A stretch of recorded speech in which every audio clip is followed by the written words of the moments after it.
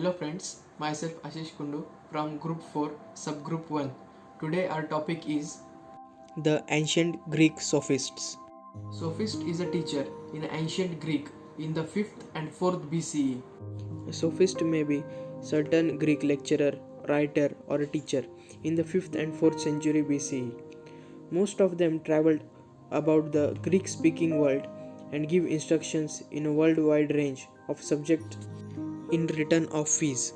The sophists held no values other than winning and succeeding. They were not true believers in the myths of Greek but would use reference from the tales for their own purpose. They were secular atheists, relativists, and cynical about religious beliefs and all traditions. While Socrates looked for objective and eternal truths, the sophists were promoting ideas of relativism and subjectivism, wherein each person decides for him or herself what the true and the good and the beautiful are. The difference between Socrates and the sophists is that Socrates believed in that universal standards exist to guide individuals in matters such as justice and beauty, while the sophists believed that it is powerful people's job to determine these points of knowledge themselves. The main difference between the sophists and the other philosophers is that the sophists were essential rhetoric teachers while the other philosophers were more interested in seeking the truth. Sophistry is the deliberate use of false argument with the intent to trick someone or a false or untrue argument. An example of sophistry is when you use a fact in an argument to make your point even though you know the point is false. Means whenever see if you fall in an argument with your friend or somebody else, you give them an argument or give them an example which really don't exist, but to prove yourself you give that example, and to become right you explain it. This is called sophistry. The sophists said that man is the measure of all things. Means the man can do anything. If he thinks it, he can do it. As the sophists studied many subjects like grammar, mathematics, physics, politics, ancient history, music, astronomy, philosophy, and many more. So they don't believe in God, but they think that a human can do anything. If he thinks it, he can do it. Here, as you see in this mind map, sophists used the two tactics, that is relativism and subjectivism. And then Socrates used moral ethics and philosophy. Then Plato used dialogue, influence, and theory of forms. And then Aristotle used work, method, and logic. Myself Geeta, and now I will explain you about sophists. There were nearly 50 sophists in 5th century BC. The most important were Protagoras, Antiphons, Gorgias, etc. Protagoras from 490 BC to 420 BC. He was regarded as first sophist by Plato. Plato said that Protagoras was the professional sophist. His thoughts were, let us hold our discussion together in our own persons, making trial of the truth and of ourselves. The second sophist was Gorgias. He was from 482 BC to 375 BC. He was the first generation of sophist. In his thought, he proved it. He said that nothing exists. Even if something exists, nothing can be known about it. And even if something can be known about it, knowledge about it cannot be communicated to others. The third sophist was Antiphon. He was from 479 BC to 411 BC. He was the writer of Sophist Treatises. His thinking was one's own character inevitably comes to resemble things one spends most of one's day with. The fourth important sophist in Greek was Thrasymachus. He was from 499 BC to 400 BC. He was best known as a character in Plato's Republic. He believed that justice is nothing but advantage of stronger, seems to support the view that moral values are socially constructed. Thus, in his thought, he said that I say justice is nothing other than what is advantage for stronger. As we know, sophists charge money in exchange of education and wisdom, so they were employed by wealthy people. But philosophers like Socrates and Plato were not sophists, as they were not taking money for their education and spreading their knowledge. But at some point, Aristotle was called as sophist because Aristotle did not accept payment from Philip, but he requested that Philip to reconstruct his hometown at Stagaria as payment, which was destroyed by Philip in his champion. Hello everyone, my name is Sneashish Karmakar, and today I'll be talking about the topic of the Greek sophist.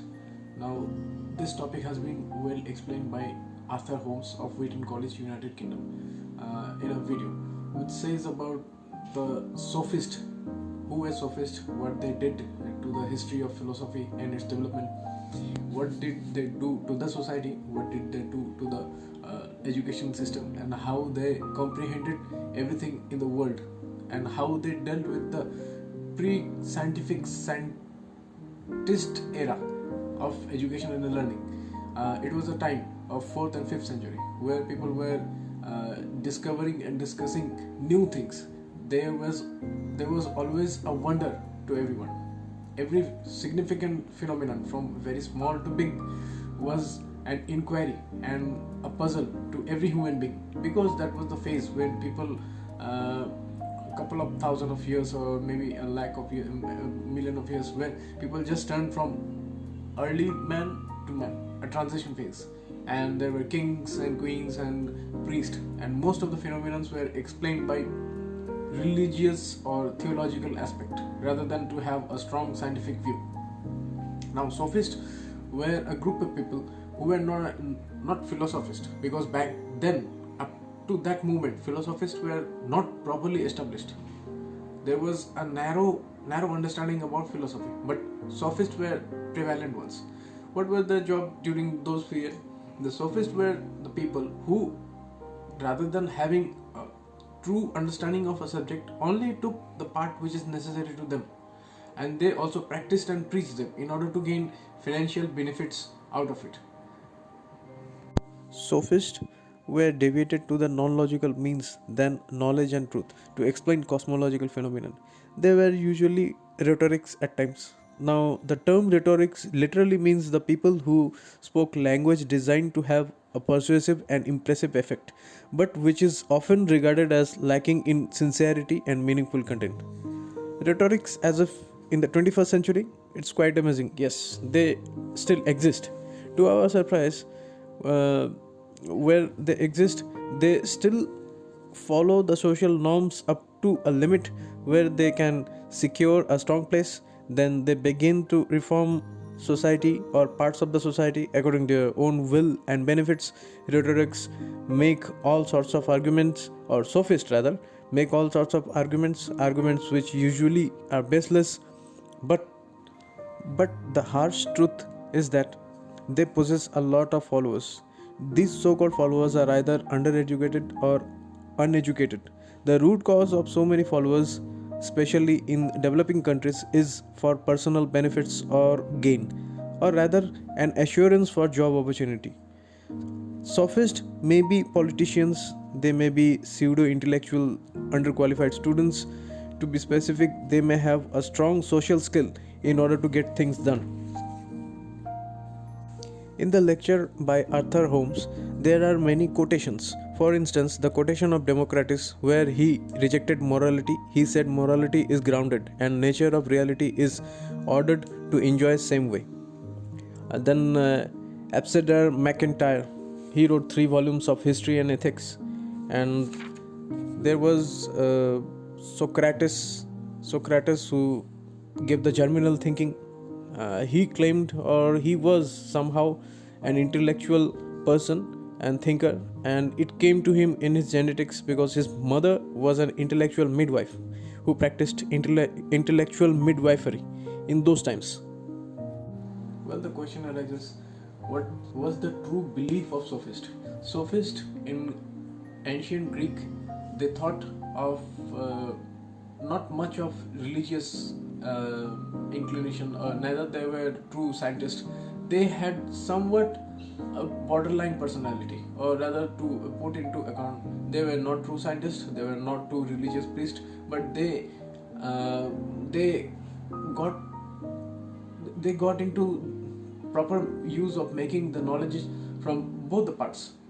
They gave examples of Greek mythology in order to prove their point at times, and sometimes they use scientific approach or some well-known phenomenon which is occurring in the nature or in the society currently in trending in order to prove their point. Are sophists still existing in 21st century? Well, the question is yes. The best sophists in modern day world are lawyers.